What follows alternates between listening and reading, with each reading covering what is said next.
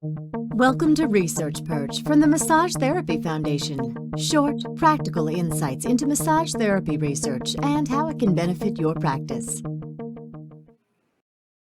Hello and welcome to a new episode of Research Perch. I am your co-host today, Dr. Niki Munk. Niki Munk, I am a trustee at the Massage Therapy Foundation. I am also the chair of the research and grant review committees, and I am co-hosting today with my very good friend, Robin Miccio, who will introduce herself here in just a moment. But we're really excited to have everybody. And we are excited to be talking today with Michael Fleischmann, who is a lecturer from Victoria University down in Melbourne, Australia. And we're coming to talk with him today about an article that just recently came out in the Journal of Bodywork and Movement Therapies that is looking at a piece that is near and dear to my heart, practice-based research, and particularly looking at case series. So you may recall that Karen Boulanger and I put out the TMB Adapted Care Guidelines, which were looking at case reports and how to write those pieces up, which are reflections of our practice. And Michael and his crew down in Melbourne recognized the need for case series guidelines to be written up and has adapted some of those. So we're very excited to welcome Dr. Fleischmann here with us today to talk about his work. And so I'm going to kick it to you, Robin, to do a quick introduction, and then let's let Michael introduce himself today. Great. Hi, everyone. Thanks for being here today. So my name is Robin Miccio. I've been practicing massage for about 14 years, and I've been the case report contest chair within the Massage Therapy Foundation for at least 5 years now. So this is actually my first time co-hosting a Research Perch episode. And I'm just so happy to be here and learn more from you, Michael, on case series studies. And thank you again for being here. And we want to hear a little bit more from you. Can you tell us a little bit about yourself and your story and how you got into this work? Sure. Thanks for having me. G'day, I should probably say, as an Australian. Thank you for the opportunity to talk about my work and about my passion. So the reason I think this came about, just based on what you're talking about, Niki, is I'm like you, practice-based research, clinician scientist nexus, ensuring that our clinicians are engaged in research is a real opportunity I see. I'm an osteopath by craft or trade. In Australia, I've been practicing for 15 years, but I also teach various health professions, physiotherapy, osteopathy, myotherapy. So I think it came about because, Niki, searching the literature, looking at your work and colleagues, looking at others' work around the care guidelines for case reports, I really saw a need for further guidance for a clinician, how to complete a case series. So my own PhD work is looking at osteopathic clinical reasoning. And part of it was to take a pragmatic lens about how osteopaths reason in clinical practice day to day. And in doing so, we thought, I think what would be a pragmatic design would actually be complete a case series. So case reports / case series, what could be done, practice-based research. So, investigating best methods and investigating what to do and how to go about it, there was a lack of guidance. There's a fair few guidelines for surgical patients, but what I noticed in those is they don't necessarily explore the therapeutic alliance that a lot of allied health or complementary medicine practitioners have. And so our guidelines tried to add in the patient voice and the practitioner voice to the exploration. And so largely, colleagues and I developed the guidelines. Journal of Bodywork and Movement Therapy was our actual explicit choice because we thought it might get the readers that are that allied health or complementary medicine rather than the medical field only because they already have guidelines. So that's really how it came about. And since doing so, we've learned a lot. That's wonderful. I'm sorry. I just wanted to do a really quick appreciation for the the journal and looking at that journal, because that bodywork and movement therapies does incorporate so many applied disciplines that work within that realm, and certainly can be adapted also to massage therapy, specifically myotherapy and remedial therapy down in Australia. But just wanting to just lift that highlight out a little bit, because I think that there's, as we get further into our conversation today, I think that there's some differences when we start looking at it from a massage therapy standpoint, and some of those additional nuances. But yes, I'm so perfect journal choice for sure. Go ahead, Robin. And Robin, I've got to tell you something. I can't believe you haven't corrected me on how to say your last name. Or like, oh, either way, we've got the American way, we've got Miccio. the Oh my gosh. yes, Italian way.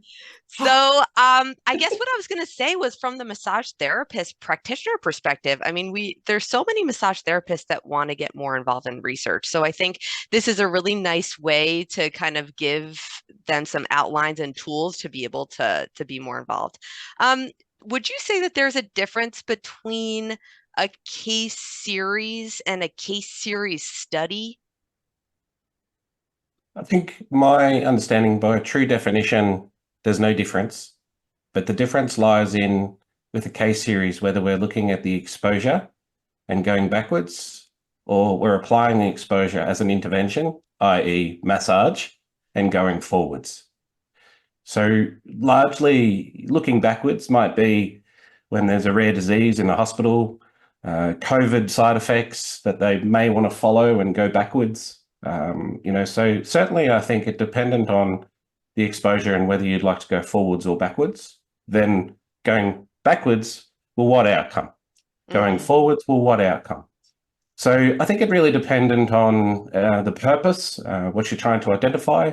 But as far as the exposure and the intervention are concerned, which we can talk about, it's really dependent on the direction that you take.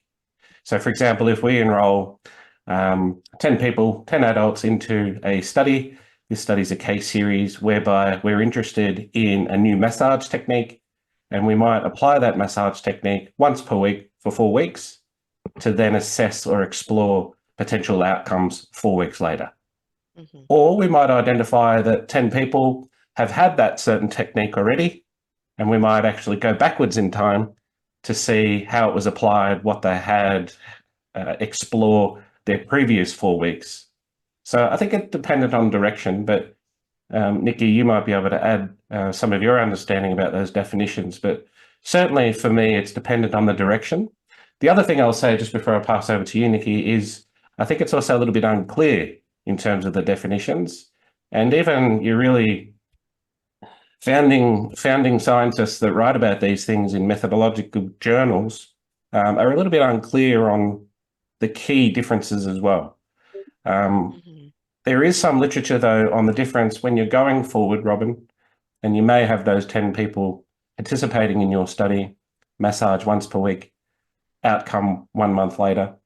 If we go forward, we need to make sure that, again, we're not doing a cohort study. Right.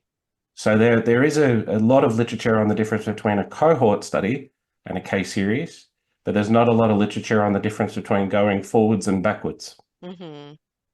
But I think if we apply a particular term too, if you're talking about a retrospective look on something, so that's the going backwards, and the prospective, which is that going forwards. And I think you really hit that distinguishing characteristic, Michael, well, because essentially a case series is most often that looking back. And I'd also perhaps start a argument, makes it sound like I'm starting an argument, a contentious argument, but I would make the case, here we go. I'd make the case that those case series are less structured and analytical, or perhaps in a less formal medicalized environment. So that might be a piece, because when you start adding that study component to it, that's when you're just going through that additional a more systematic framework that has that planning moving forward, making sure that everybody, this is how it's going to run. So they're actually planning that study aspect prospectively versus, oh, here's all these records that we have. we can put this together and look back Yeah. and put a case series together. And this is a place where it was interesting diving into some of the literature that you had based this work on, Michael, and them talking about some of the really meaningful, impactful case series that turned into studies with, like, whether it be West Nile. We probably saw a lot of that sort of approach in the rapid response piece with COVID-19 and things like that. So we may see additional case series and case series studies coming out. And in those instances, they're very organic. They happen really quickly. It's not a whole lot of planning going forward. But I think we can talk a little bit more about that too when we get into some of the components of case series that are highlighted, and some of those differences as well. I was going to say too, I think just if I may, Robin, just on that, Nikki, I think, West Nile and, other cancer-related things and longitudinal studies from hospital data and then going back in time, there's been reports that a lot of those things have actually, even though they're not analytical or they're not inferential, we're not necessarily hypothesis testing with K-series. A lot of those things have been, I hate to use the word proven, but they've been proven to be true.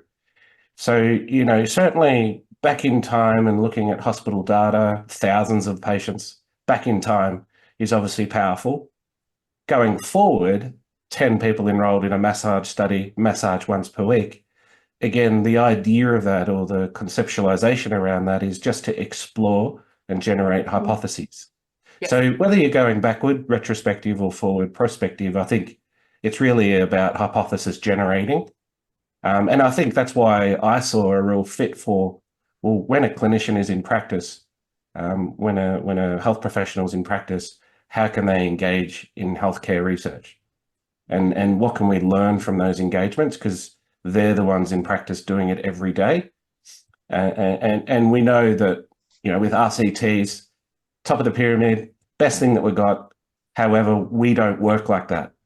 We don't apply one technique as a single mode. We do multiple things, and someone simply laying on a treatment table has an impact as well. So, yeah, I just wanted to add that piece. I think, hypothesis generation and moving forward or moving back is really interesting. And I think we have an opportunity to explore forwards.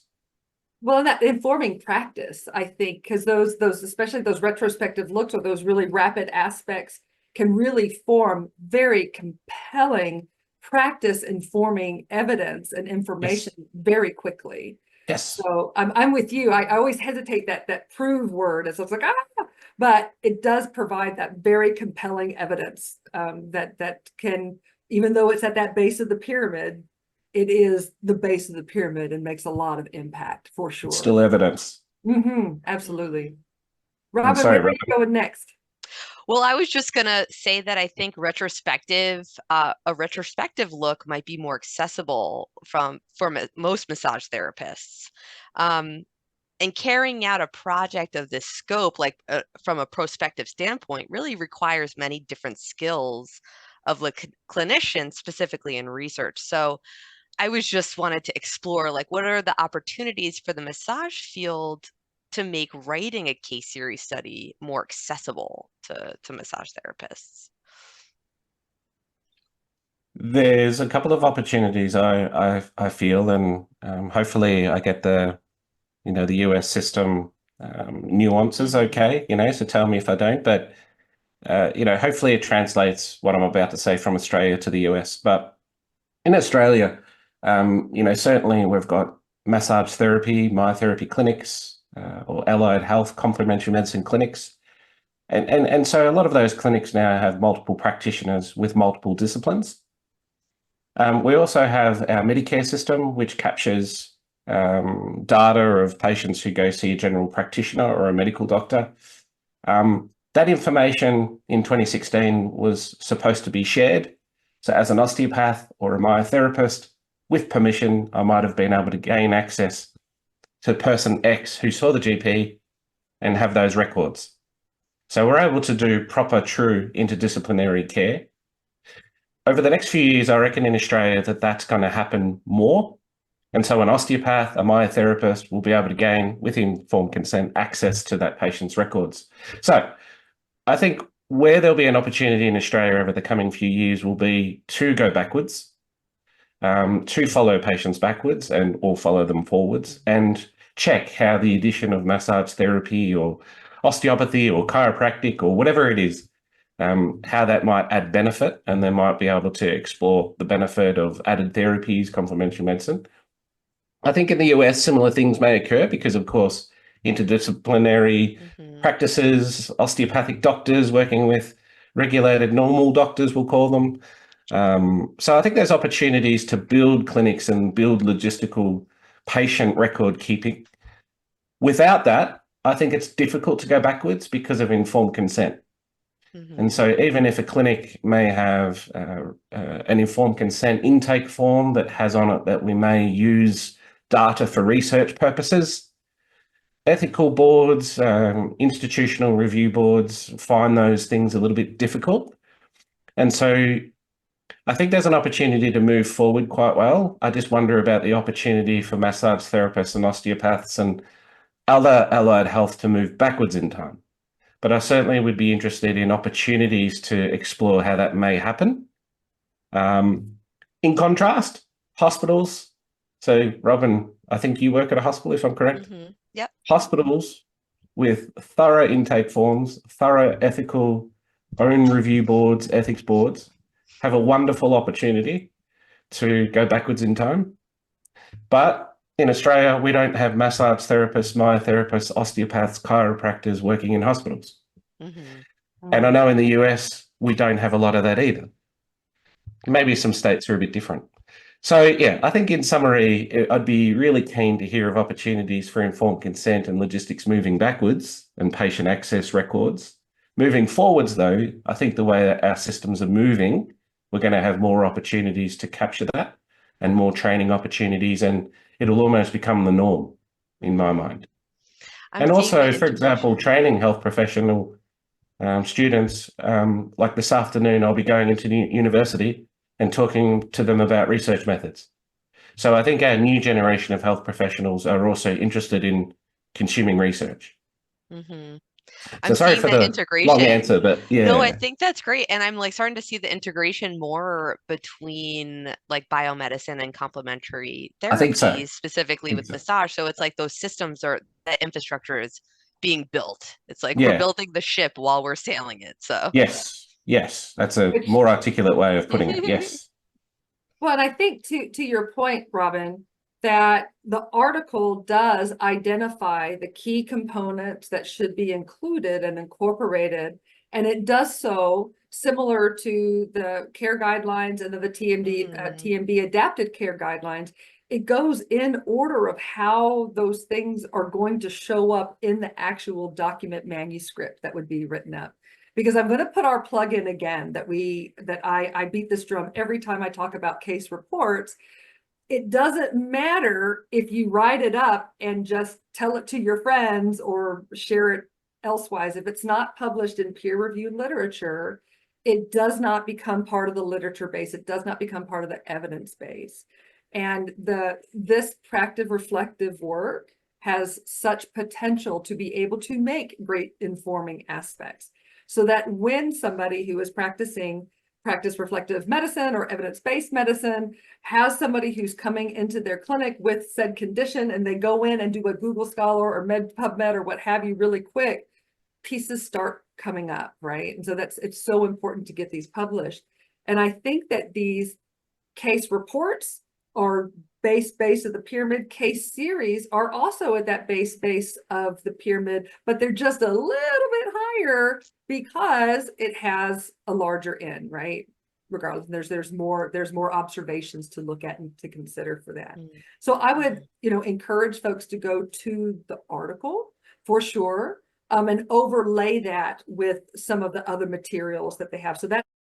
If you enjoyed this podcast, please consider donating to the Massage Therapy Foundation so that we can continue to bring you this and many other resources to increase your knowledge and improve your practice. Thank you.